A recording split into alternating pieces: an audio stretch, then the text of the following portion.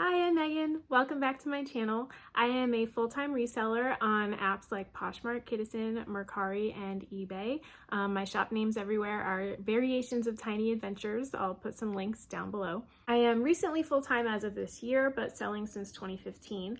And I have said before, and I will probably say again and again, that the three main reasons I've been able to go full-time are the Kidizen Style Scout program, List Perfectly, and the Flyp app. So by request, I'm gonna go over the Flyp app today, just the basics and my process, how I'm making it work for me. I'm using it to get risk-free inventory, but you could also send items in to be sold by another pro seller. I don't know a ton about that side of it, but if you wanna ask any questions down below, I can certainly help you find the answers.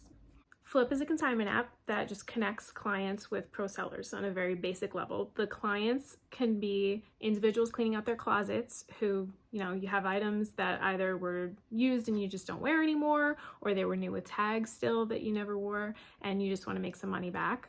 There are also other resellers who will list overstock, like if they have too much inventory, or if they want to specialize in vintage, but they also have some modern stuff, they'll send that in to still make money off of it and not have to worry about the listing piece of the business. And then there's the pro seller side, which is what I'm doing, where we go in and apply for these lots that are posted by the clients. In order to sell for Flyp, there is a very brief application. I just looked at it actually, I'll show it up here, but it's just your name, email, phone number. They ask for links to any of your active shops on the platforms, and also a bio, which I believe when I did it, I just copied in my bio from Kidizen. A couple of you asked me on Instagram yesterday if there are any criteria to sell on Flyp, and I actually don't see anything specific on their website, so I emailed them yesterday if there were any specific number of sales or anything like that, and they did not say that there were. It was kind of a vague response, and actually now I can't get the email to open, so it must have self-destructed. But the basics were that they want to see that you're actively selling. I guess they look at like the listing quality. They probably also look at things like ship time, which obviously Poshmark and Mercari include that on your listings. I'm sorry that's not more helpful, but what I got from it is that it's at their discretion basically. And so if you have been applied before and you were denied, but you have more sales now, and then assuming you have positive reviews, I don't think it hurts to try again. So if you try again and then you're approved, let me know. I wanna hear how it goes for you. Once you are approved, Flyp will send you an email with a code in order to log into the app so that they know that you're an approved seller. Once you're in the app, I would recommend first putting in a bio. Your bio in the app is essentially what they're going to use as your application once you start applying for lots. So I'll show mine here, but it's basically my name and how long I've been selling, where I sell. You can add in the links directly to all your shops. And then once 6 p.m. hits and lots are dropped, then you're ready to go. I'll just talk a little bit about what is included in the lots. It is only men's and women's items for now. They're not supposed to be children's items, though I have seen a few, and if you know me from elsewhere, you know I started with kids' clothes, so I don't really mind. There has been some talk about them adding kids' clothes, but I don't know what the timeline is on that at all, so it may never happen, who knows.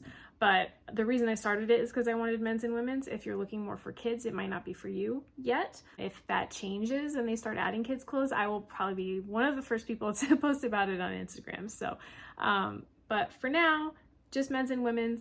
They only allow certain brands. They do allow mall brands, like the popular ones like American Eagle and things like that. I don't think brands like Gap are allowed, or like lower end brands, because obviously if there's no resale value and then you're splitting it, like there's really no point. The maximum lot size is 30 items. Lots of clients seem to post a ton of things. I personally prefer the smaller lots now that are, and even as small as 5 up to maybe 15 or 20 items, because I just want to know that I'll be able to get things listed quickly. I know plenty of people love the larger lots, especially if they don't have other ways of sourcing. So those are great too if you're going to use it from the client side, but just something to keep in mind. So as I said, weekdays, 6 p.m. the lots drop. You can go into the app and then you go to the sourcing tab. And from there you can search lots by brand, you can search by size. You cannot search by the name of the client. I've tried that before. And you can also search by like style names, other keywords that might be in the listing. but the lots are fairly limited as far as descriptions. Clients are only required to include the brand, size, condition. At first, they will recommend that you apply up to 10.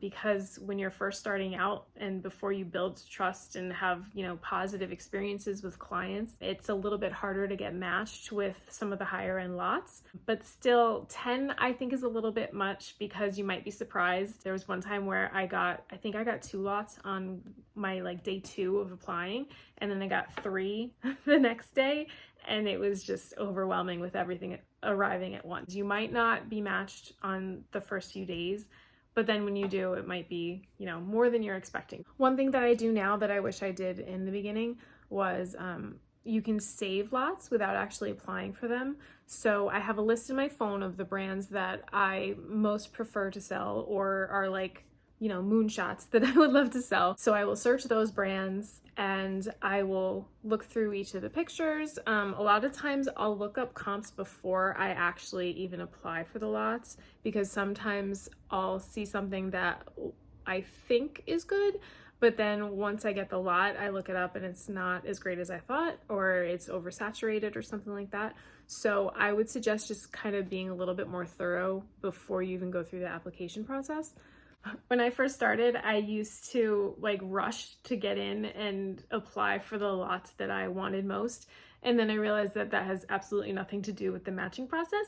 So there's no rush. You have from 6 p.m. until 9 a.m. the next morning to apply for any of the available lots. And then the next morning at 9 a.m., you'll be notified whether you were matched or not.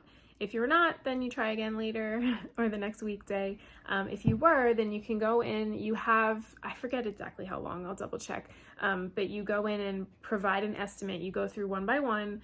I usually use Google Lens on most of them automatically, because that's just the fastest to find style names and things. Put in a price range of what you think the items will sell for. I would recommend putting in the lower end of what you're seeing, where you're seeing comps. If you put higher and you end up selling everything for lower than your estimates, it's going to affect your rating within Flyp, and you'll be less likely to get higher end matches later on. It's much better to estimate on the low side and then over deliver. I do also explain that in the application before I send it. You have the option to add an additional note, and I always put, "Thanks so much for considering me.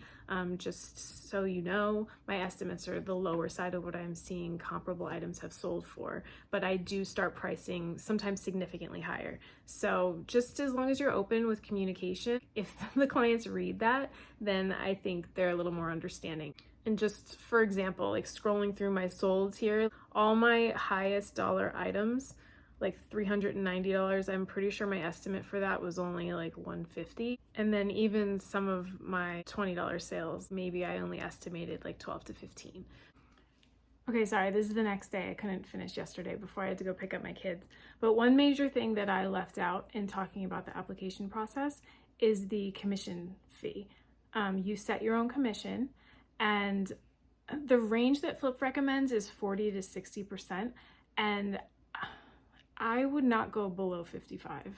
I will never accept below 55 anymore, because the pro seller is responsible for 100% of the platform fees. So if you sell on Poshmark, which takes 20%, then essentially you're left with around 30% of the sale if you go with 50-50. So for example, my commission is set at 55. I made a sale of a bag yesterday for $45. The client of mine was paid out, $20.25, which is 45% of that price. And after Poshmark's fee, which is $9, I only ended up with $15.75. So when you're first starting out, maybe you do want to go more like 50% just to make your application more appealing and beat out some of the other sellers who might be applying for the same lot. But I would not go below 50 for anything. And some clients will ask you to go lower.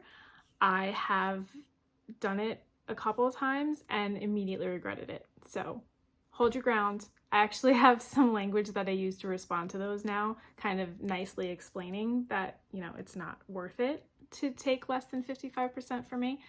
So I'm happy to share that. Another thing to consider, if you sell, say, mostly on Facebook Marketplace, then maybe you can take a little bit lower of a cut because their fees are much lower. Once you send the estimates, then the buyer has up to 3 days to respond to your application. So they can either accept or sometimes they'll deny it. But assuming they accept your application, then they have 7 days to ship to you. Flyp sends them the shipping label. The client is responsible to pay for shipping. It's $9 flat fee, and it comes out of their payment from the first few sales. And then once you receive the lot, which I got this one yesterday or the day before, so I have already looked through it, but I try to do this quickly as soon as it's delivered, just to get the ball rolling. So I just look through everything, make sure that it's in the condition that it was described. Sometimes people will accidentally send extra items, or there'll be items missing. If an item is missing, you can mark it as such in the app. And if something is damaged and unsellable, you can offer to either donate it on the client's behalf, you can return it to them at the end of the consignment period, or you can just mark it as damaged. Usually I'll mark it as donated because I don't know if marking it as damaged dings their account or not. Maybe not. And then if everything else looks good, then you mark it in the app as received. As things sell, you just mark them as sold in the app. The sold price is the item price less the cost of shipping. So for example, the bag I used as an example earlier that sold for $45 on Poshmark, the shipping is charged separately, so I entered the sold price as $45. But I offer free shipping on Kidizen. So if something sells there for $30, but the shipping was $4.15, then I subtract that and enter the, $25.85. So yeah, I mean, it's pretty straightforward, and then you don't have to send payments to the clients until you actually have the money in your bank account. I think the limit is 30 days because eBay has the 30-day return window. My eBay sales, I actually try to wait till closer to the end of the 30 days just in case.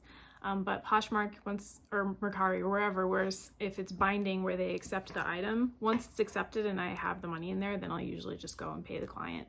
One thing that is really unique about Flyp is they have an algorithm set up to match pro sellers with clients, and the number one thing that is based on is your sold ratio. So I think I said this earlier, but only apply to lots that you are confident you can sell 100%, if not 90% of. Some of mine, I failed at that, and I don't know how much that hurt me, but for example, there was one lot that I applied to with ties, and I don't really sell ties. I think I just wanted to try it, and one of them was Versace, and so I applied. I only sold 15% of that one. And that was after extending past the 90-day period, and then I ended up sending it back. So that might have hurt me a little bit, but I mean, it's one out of, I think I've had like 60 or so lots with them. But especially early on, it's very important to only apply to what you believe you can sell. That said, if you get to the end of the 90-day period and have not sold everything, it's not the end of the world. Your options from that point are you can offer to extend the consignment period by 45 days, so you can keep trying to sell. It actually lets you do that twice, so ultimately you could have it for another 90 if you so choose and the client agrees. You can return items to the client if they want them back. You can donate things on their behalf, or you can buy them out. So if there's only a few items left and I think I can sell them, I will usually offer a buyout, just because in that case, the matching algorithm will count that as 100% sold. So it benefits me in that respect. And then often when I do buy something out, like, it will sell eventually. I usually don't buy out for more than, say, $3. I see a lot of other sellers say the same, that they'll offer about thrift store prices, and clients will usually accept that. If it's a higher end item that you're wanting to buy out, I would obviously offer more than $3, but I would base that probably on a couple things. First, what you estimated selling the entire lot at versus what you have actually paid them out. So if you've already gone above and beyond what they were expecting, then you might have a little more wiggle room to get a better price. Or I would base on what your estimate was for that particular item and maybe offer them like 25% or 30% of that. Obviously it's negotiable. I would make that very clear as well when starting that conversation, but use your judgment and they'll usually work with you. If you do not want to buy out, you are certainly not obligated to. If you really just want to send everything back or sometimes the clients will stop responding, and in that case I would recommend just sending everything back. You can request a label through Flyp. They pay for return shipping as well, and then once it's received on the client's end, it will be marked as complete in the app. You can go in and rate clients can rate you, and I think that about covers it. So Flyp has just been a really great resource for me to get new inventory without having to drive forever. And they streamline everything, payments, communication, everything is just super easy, user-friendly. If you're interested in selling with them, my referral link will be down below to the application. And good luck. I hope this was helpful. If there's anything that I missed, please feel free to comment below or message me. Again, I am on Instagram at tiny_adventures_resale and tiny adventures everywhere else. Thank you so much for watching, and I'll see you next time.